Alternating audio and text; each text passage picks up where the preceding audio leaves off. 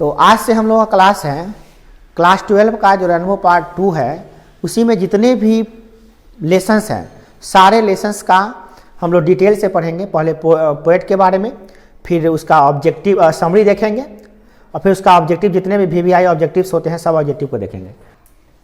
Lesson 2 है Bharat is my home. इसका मतलब होता है भारत मेरा घर है। ठीक है, ये जो राइटर हैं वो है डॉक्टर जकीर हुसैन। इनका जन्म 8 फरवरी 1897 को हैदराबाद में हुआ था। नाम से ही पता चल रहा है कि डॉक्टर जकीर हुसैन ये मुस्लिम संप्रदाय के एक व्यक्ति थे, मुस्लिम धर्म के व्यक्ति थे। और इनकी मृत्यु 3 मई 1969 ईस्वी को न्यू दिल्ली में हुआ था। एजुकेशन के बारे में बात करें तो ये लखनऊ क्रिश्चियन कॉलेज से यूनिवर्सिटी से लखनऊ क्रिश्चियन कॉलेज में पढ़े, उसके बाद यूनिवर्सिटी में पढ़े। तो कहाँ पे? लखनऊ यूनिवर्सिटी में पढ़े। इसके अलावा भी वो अध्ययन किए थे, इसे लिखा हुआ है मोर, मतलब इसके अलावा भी किए हुए हैं। बुक्स की बात करें, सनशाइन फॉर अम्मा, ये इनका सबसे फेमस बुक है। उसके बाद द पूरी दैन रन अवे, तो ये इनका दूसरा नंबर है जो है। हाँ, अवार्ड आप ये याद रखिएगा कि इनको भारत रत्न अवार्ड मिला था। भारत अब किस काम के लिए थे हम लोग पाठ पढ़ेंगे तो समझ में आ जाएगा सब कुछ। अगला है पेरेंट्स की बात करें तो फिदा हुसैन खान उनके पिताजी का नाम हुआ और नजनीन बेगम जो है उनकी माँ का नाम हुआ। अब बात करें समरी की। समरी क्या है? समरी पे ज़्यादा फोकस कीजिए इसका। ये समरी बहुत बार पूछा जाता है, यानी कि यूँ कह सकते हैं कि ये VVI समरी में से एक है।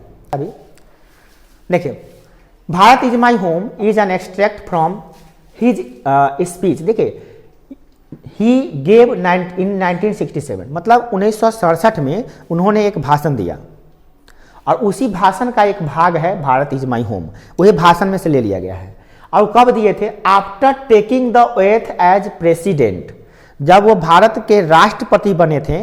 तो ओएथ माने होता है शपथ ग्रहण। ओएथ मतलब क्या होता है? शपथ ग्रहण। तो जब शपथ ले रहे थे तो शपथ ग्रहण के बाद एक भाषण देना पड़ता है, कुछ बताना पड़ता है। शपथ तो ले लिया आप, शपथ ग्रहण होता है मुखिया का, सरपंच का, जितने भी जनप्रतिनिधि जीतते हैं तो शपथ लेते हैं।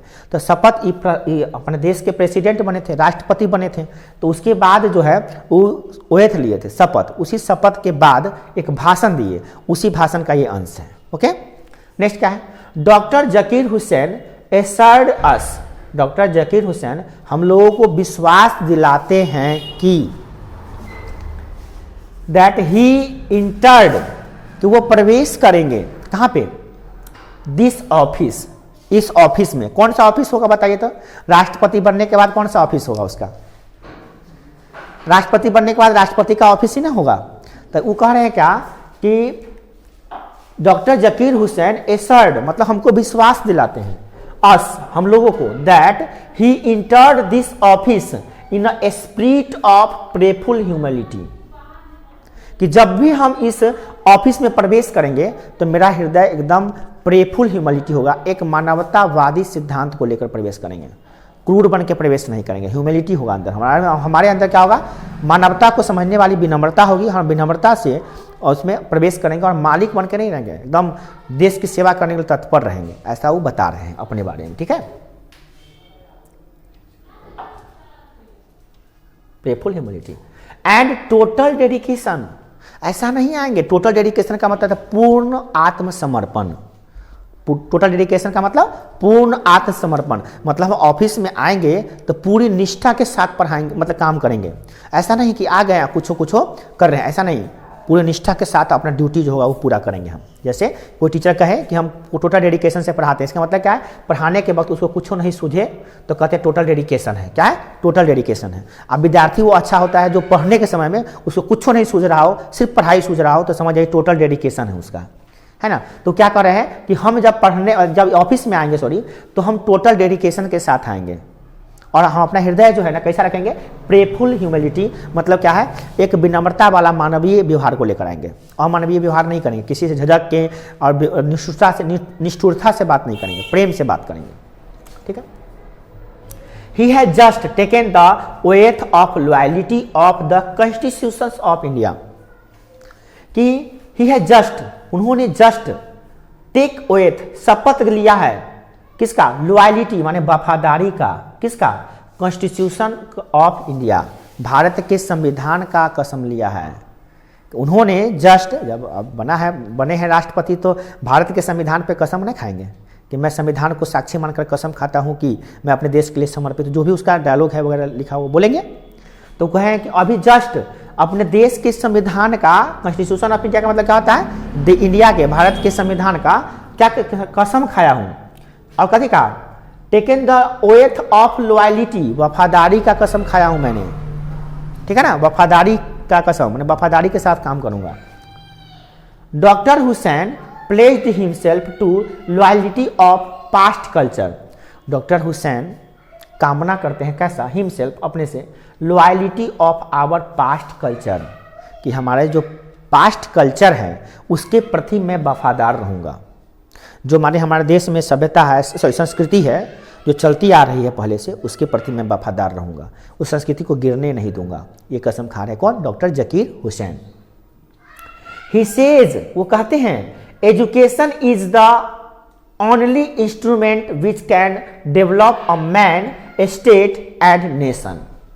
वो कहते हैं कि अगर, मतलब वो कहते हैं क्या कि एजुकेशन यानी शिक्षा ही ऐसा एकमात्र यंत्र है, या इंस्ट्रूमेंट माने शस्त्र कह सकते हैं उसको, एक ऐसा शस्त्र है, अस्त्र है जो डेवलप कर सकता है, विकसित कर सकता है किसी आदमी को, किसी राज्य को या किसी देश को।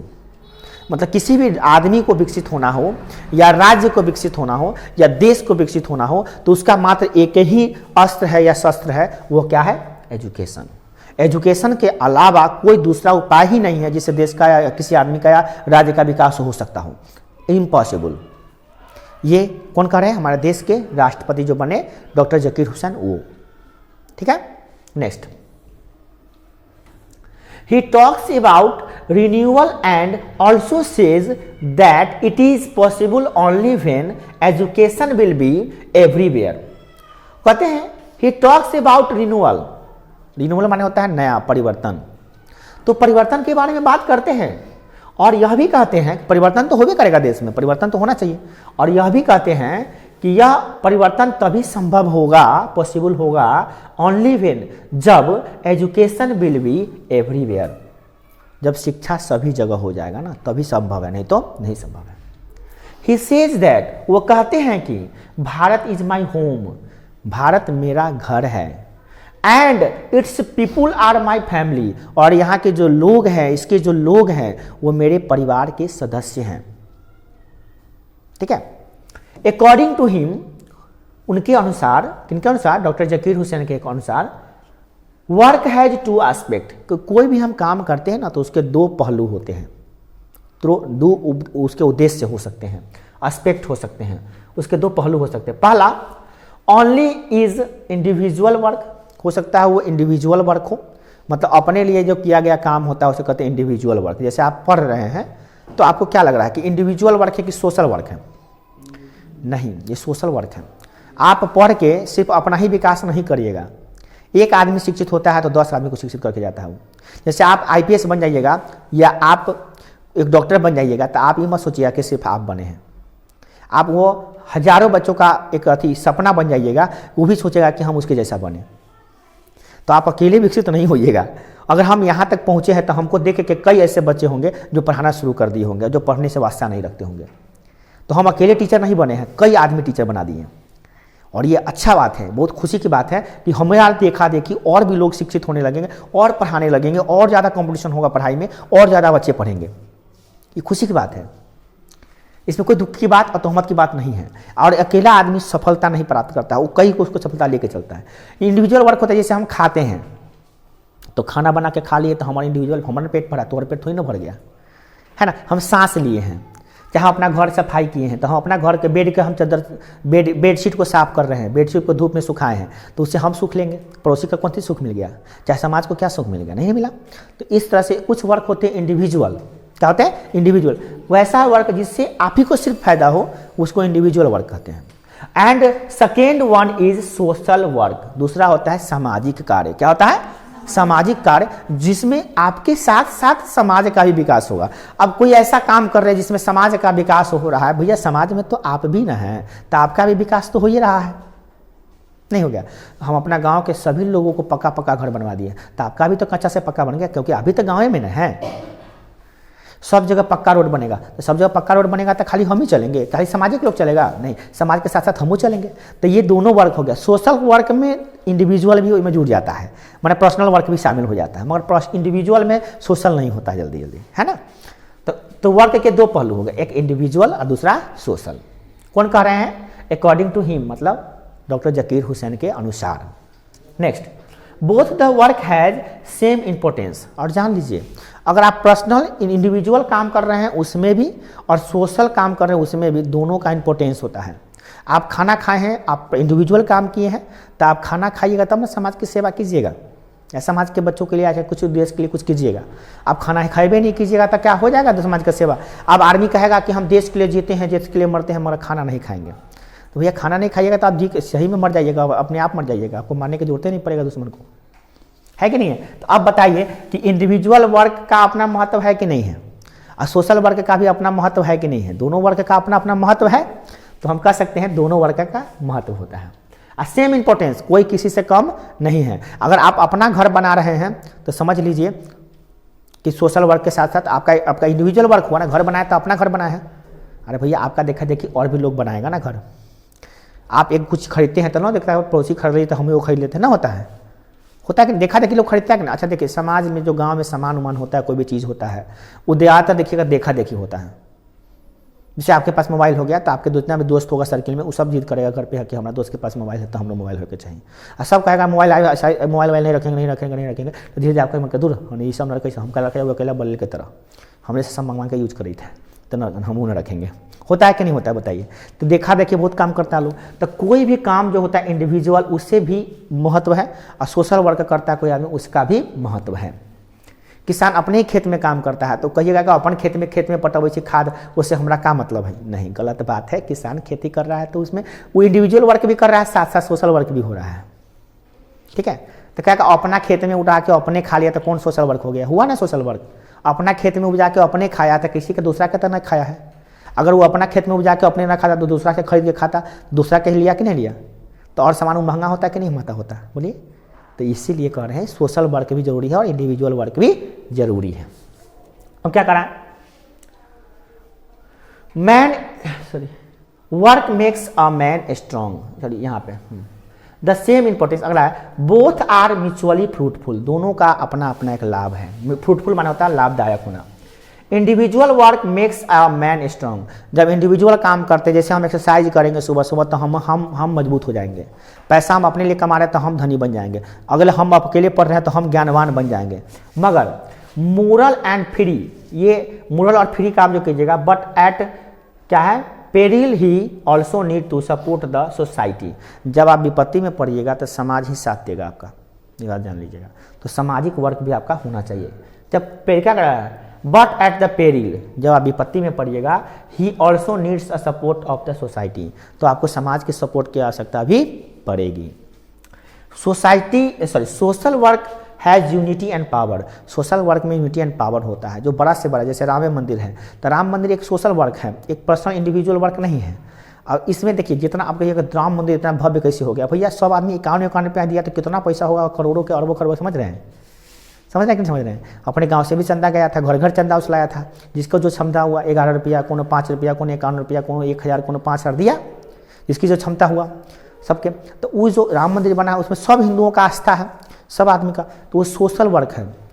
उस दिन मतलब 16 तारीख से लेकर 22 तारीख तक सोशल वर्क होने जा रहा है। किसी एक आदमी का काम नहीं है, कोई एक आदमी कर भी नहीं सकता, एक आदमी मजा ही नहीं आएगा। 25,000 हवन कुंड है, सोच लीजिए 25,000 हवन कुंड होगा उस दिन, उद्घाटन के दिन शुरू। वो तो चालू हो जाएगा 16 तारीख से ही। 25,000 हवन कुंड एक साथ इंडिया में जलना माने यूनिक है। ये भी 25,000, एक दो नहीं, 25,000 में सब आदमी बैठल होगा, मंत्र उच्चारण कर रहा होगा, डाल रहा होगा हवन कुंड में। अब बन के तैयार हो चुका है उतना, सोचिए कितना दिन में बना होगा 25,000 हवन कुंड। माने अनोखा यूनिक, अपने देश में भव्य होने जा रहा है एक चीज़, ऐतिहासिक कह सकते हैं इसको। अभी तक इंडिया में कभी ऐसा बड़का टेम्पल का ऑर्गेनाइजेशन नहीं हुआ था, और ना कभी शायद हो पाएगा। इंडिया राम का देश धरती अब बड़ी विशाल होने जा रहा है, मैं क्या कहिएगा। देखिए नेक्स्ट, आज बिहार के शिक्षा मंत्री चंद्रशेखर कुमार का बयान आया है कि मंदिर जाते हैं ना, तो मंदिर का रास्ता जो होता है गुलामी का रास्ता होता है, और जो स्कूल का रास्ता है वो आज़ादी का रास्ता होता है, इसलिए मंदिर की तरफ जो जा रहे हैं सब गुलाम बन रहे हैं। देखिए इतना भी विरोध करना गलत बात होता है किसी का भी। माना कि बीजेपी से आपको नफरत है, ठीक है नफरत कीजिए, मगर राम मंदिर के मुद्दा पर नफरत कर रहे हैं तो गलत बात लग रहा है। राम मंदिर हिंदुओं का आस्था है, सब देखिएगा जितना गलत बयान कर रहा है ना, जितना लोग कर रहा है ना, जो पार्टी कर रहा है सबको भुगतना पड़ेगा। देखिएगा बड़ी भयंकर भुगतना, कोई साथ नहीं देगा, उसका जात पटीदार भी साथ नहीं देगा। आपसे पूछेगा आप हिंदू हैं तो राम जी ज़्यादा प्यारे हैं कि आपका जाति ज़्यादा प्यारा है, तो आप कहिएगा हमारी जाति से ज़्यादा प्यारे राम जी हैं, कोनो आदमी कहेगा। और देखिए सब नेता तक के वाट लगने वाला है, सब अपने पैर पर कुल्हाड़ी मार रहा है, उस जाने दीजिए, उसे का अपना वर्क है, पगलाएगा सब। देखिएगा सबका विनाशकाली विपरीत बुद्धि हो गया है, सब राम मंदिर के नाम के लेके रामों को हंस रहा है, रामों को रामायण को भी उल्टा पुल्टा कर रहा है, राम को उल्टा पुल्टा कर रहा है, राम मंदिर को उल्टा पुल्टा कर रहा है। क्या लगे था बीजेपी बनवाया इसलिए? नहीं, विरोध कीजिए, मगर इतना भी विरोध मत कीजिए कि आप भगवानों को लोग नाच दीजिएगा। जीव इंसान सब है। देखिए अब ऑब्जेक्टिव इसका क्या क्या चीज़ है, क्या करा। Doctor Zakir Hussain was one of the greatest freedom fighter as well as eminent. क्या डॉक्टर जकीर हुसैन हमारे देश के स्वतंत्रता बहुत महान स्वतंत्रता सेनानी थे, और साथ में एक इमिनेंट एक शिक्षाविद थे, मान शिक्षित व्यक्ति भी थे। तो कह सकते हैं कि ये जो थे ना सबसे बड़े थे, ग्रेटेस्ट बिजनेसमैन नहीं, एजुकेशनिस्ट, पोएट, आर्टिस्ट क्या थे, तो एक एजुकेशनिस्ट थे। शिक्षा से बड़ा इनको प्यार था। अब देखो कि कहे कि education is the prime instrument to develop a man, state और सोसाइटी और नेशन। बताया कि नहीं बताए थे। Next, how long did doctor Zakir Hussain live. Doctor Zakir Hussain कितने साल तक जिए, तो 72 साल तक जिए थे। अगला है, doctor Zakir Hussain said Bharat is my home in the context of his. ये कहाँ से मतलब लिए थे, भारत इज माई होम कहाँ से लिया गया? गवर्नर का स्पीच दिए थे कि प्रेसिडेंट का स्पीच दिए थे कि वन ऑफ नोबेल क्या दिए थे? तो प्रेसिडेंटल स्पीच जब दिए थे, जब प्रेसिडेंट बने थे, भारत के कैसे राष्ट्रपति बने थे? दूसरे राष्ट्रपति बने थे, नहीं भारत के तीसरे राष्ट्रपति, सॉरी भारत के तीसरे राष्ट्रपति बने थे डॉक्टर जकीर हुसैन। पहले राष्ट्रपति कौन थे? डॉक्टर राजेंद्र प्रसाद। भारत के प्रथम राष्ट्रपति कौन थे? डॉक्टर राजेंद्र प्रसाद। दूसरा थे डॉक्टर सर्वपल्ली राधाकृष्णन, जिसका शिक्षक दिवस हम लोग मनाते हैं। और इनके जस्ट बाद कौन बने थे? डॉक्टर जकीर हुसैन। याद रखिएगा, third president of India. Bharat के तीसरे राष्ट्रपति कौन थे? सेकेंड कौन थे? राधाकृष्णन। और फर्स्ट कौन थे? डॉक्टर राजेंद्र प्रसाद। ठीक है। और ये जब राष्ट्रपति बने थे ना, पता है आपको, एक बार जानकर हैरानी होगा कि डॉक्टर जकीर हुसैन राष्ट्रपति जब बने थे तीसरा, उससे पहले बिहार के गवर्नर थे। बिहार के गवर्नर थे उससे पहले, राष्ट्रपति बनने से पहले। माने बिहार के गवर्नर के बाद ही राष्ट्रपति बने। क्या में राष्ट्रपति बने? तीसरे राष्ट्रपति बने। ये सब ऑब्जेक्टिव आता है, इसलिए याद करके रखिएगा इसको। अगला क्या है? Doctor Zakir Hussain become the president of India कब बने थे? तो 1967 में, उसी समय ये भाषण भी दिए थे। अगला है, what is the prime instrument of nation purpose. सबसे माने देश के विकास के लिए सबसे प्राइम इंस्ट्रूमेंट कौन होगा? तो वह होगा, जानते हैं, एजुकेशन ही है, शिक्षा ही है। डॉक्टर जकीर हुसैन का मानना है, और हम सभी यही मानते हैं। Doctor Zakir Hussain was a great, क्या थे? पॉलिटिशियन थे, लीडर थे, नेशनलिस्ट थे, थिंकर थे। सबका मतलब नेता थे। अरे पॉलिटिशियन माने क्या? राजनीतिक थे, नेता थे कि राष्ट्रवादी थे कि थिंकर थे, सोचने वाले व्यक्ति थे। तो राष्ट्रवादी थे, देश उनको प्यार था। अगला है, Bharat is my home has been written by, किसके द्वारा लिखा गया है? तो डॉक्टर जकीर हुसैन के द्वारा लिखा गया है। अगला है, which nation has called young state of ancient people. किस देश को कहा जाता है? फिर आप लोग कॉपी खोले हैं, कंफ्यूजन होगा। देखिए, which nation has called the young state of ancient people. किस देश को कहा जाता है कि ये यंग स्टेट है? मतलब स्टेट सब यंग है, परंतु एंशिएंट पीपल, यहाँ के लोग बहुत प्राचीन हैं। तो इंडिया के लोग प्राचीन क्यों कहते हैं? लोग तो हंसबो करता है, इंडिया के लोग कहते हैं एकदम बकलेल सब है, ढलेल सब है, चेहरा एकदम भसंगा लेखन रहता है, मिट्टी में लौटाइत रहता है। अरे भैया, हम लोग प्राचीन हैं, मगर गर्व है हम लोगों को कि वी आर इंडियन। हम लोग किसी को प्राचीन है, मगर दिखावा की ज़िंदगी कम जीते हैं। दूसरों देशों की तुलना में तक कम में जीते हैं। कतों दिखावा करते हैं तो उससे कई गुना कम में होता है। ठीक है ना? तो हम लोग प्राचीन हैं, यंग स्टेट है, मगर हम लोग को ओल्ड कहता है लोग। कोल्ड इसलिए करता है कि हम लोग प्राचीन तरीके से अभी भी हम लोग जो शर्ट पैंट पहने जो जितना भी आदमी कपड़ा पहने हुए हैं आज से 50 साल पहले कोई इंग्लैंड में पहना होगा, 100 साल पहले, और जो अभी पहन रहा है 200 साल 300 साल 500 साल बाद 500 साल बाद हम लोग पहनेंगे। मगर शायद ना पहने तो भगवान करे से अच्छा है कि वो सब जो पहनता है हम लोग ना पहने। मगर धीरे धीरे आ रही है पश्चिमी सभ्यता वेस्टर्न चलने से, मगर भगवान करे से ना आए। दुनिया को जैसे बर्बाद हो रही है वो इंडिया भी बर्बाद वैसे ही हो जाएगी फिर। बोला तो इसीलिए कहता है क्या यंग स्टेट एंड यति क्या है ओल्ड पीपुल है यहाँ का, है ना। बोला है that was the model of doctor Zakir Hussain. Doctor Zakir Hussain के मॉडल रोल कौन थे, किनको वो आदर्श मानते, रोल मॉडल मानते थे? डॉक्टर राधा कृष्णन, सर्वपल्ली राधा कृष्णन को मानते थे रोल मॉडल। वो कहते थे कि वो जानते हैं क्यों कि उनको शिक्षक दिवस के रूप में हम मनाते हैं, क्योंकि वो देश के बहुत ही ऐसे व्यक्ति थे जो शिक्षा के अलावा किसी को मानते ही नहीं थे। कहते थे शिक्षा ही सीमेंट चीज़ है, एजुकेशनिस्ट थे, इसीलिए हम लोग इसको शिक्षक दिवस मानते हैं। देश के प्रथम शिक्षक वही मानते हैं। और शिक्षिका कौन है याद है आप लोगों को? भारत की प्रथम शिक्षिका महिला में प्रथम शिक्षक तो ये है, महिला में कोई है याद नहीं आ रहा हमको, आज पढ़े हैं भूल गए। देखिए dash was the role model, कौन रोल मॉडल थे? डॉक्टर जकीर हुसैन के रोल मॉडल कौन थे? राधा कृष्णन, याद रहेगा। और इससे पहले राष्ट्रपति भी यही थे। अगला है when did doctor Zakir Hussain dead, कब मर गए थे? तो 1969 में। अगला doctor Zakir Hussain feels greatly obliged to people, ये बहुत ही धन्यवाद दे रहे हैं कहाँ के लोगों को? इंडिया के लोगों को। क्यों? इंडिया में उन्होंने जीता है, इंडिया के लोगों का प्रतिनिधित्व कर रहे हैं, राष्ट्रपति बने हैं, तो इंडिया के लोगों को धन्यवाद दे रहे हैं, ऑब्लिग्ड है, उनके प्रति आभार व्यक्त करते हैं, ठीक है ना। अगला है who has taken the oath of loyalty of constitution of India, किसने देश के संविधान की कसम को खाया, शपथ ग्रहण किया है? डॉक्टर जकीर हुसैन। अगला है हु सेड, किसने कहा है पास्ट इज नॉट डेड, कि प्राचीन मरेगा नहीं, एंड स्टैटिक्स, वह हमेशा जिंदा रहेगा। और क्या करा? It is alive and dynamic, हमेशा जिंदा रहेगा। कौन कहा कि पास्ट मरा नहीं है? तो डॉक्टर जकीर हुसैन कहे थे कि पास्ट मरा नहीं है, वो अभी भी स्टैटिक्स है, स्थिर है और अभी जिंदा है और डायनेमिक है, ठीक है ना, मतलब कि गतिमान है, ठीक है ना। तो कहने का मतलब क्या है कि हमारा जो पास्ट मतलब क्या, पास्ट कल्चर, कि हमारा प्राचीन जो सभ्यता है, संस्कृति है, वो कभी खत्म नहीं हुई, अभी भी ठीक ठाक है, जिंदा है, मरा नहीं है ना। तो ये लाइन आपके इस पाठ का सबसे इंपॉर्टेंट लाइन है। और एक और Bharat is my home and it's people are my family, दो लाइन काफ़ी इंपॉर्टेंट है, इसका याद रहेगा ना, ये लाइन और वो लाइन आप याद कर लीजिएगा। सीधे डेथ रहेगा सीधे यहाँ पे, पास्ट इतने समझ में नहीं आएगा, बाद में बड़ा कन्फ्यूजन होगा। ये लाइन अगर पूछ देगा कि लाइन कहाँ से लिया गया है, the past is not dead and static it is alive dynamic, तो याद रखिएगा कि डॉक्टर जकीर हुसैन कहे थे कि हमारा देश का जो संस्कृति है पास्ट वो कभी मरा नहीं है, जिंदा रहता है। ये दिमाग में सेट कर ली, थोड़ा सा भूल जाइएगा इसमें क्योंकि नहीं है वो। अगला doctor Zakir Hussain was born in, कब जन्म लिए थे? तो ये 1897 में जन्म थी, डाटा है, इसे याद करना पड़ेगा। अगला who entered the office in spirit full humanity and total dedication, कौन अपने ऑफिस में प्रवेश करेगा तो पूर्ण मानवता के साथ, ह्यूमैनिटी के साथ प्रवेश करेगा? डॉक्टर जकीर हुसैन बोले हुए हैं कि जब भी मैं इस ऑफिस में प्रवेश करूंगा तो मानवता के साथ, सच्चे हृदय के साथ, मानवतावादी हृदय के साथ और पूर्ण समर्पण के साथ मैं इस ऑफिस में प्रवेश करूंगा।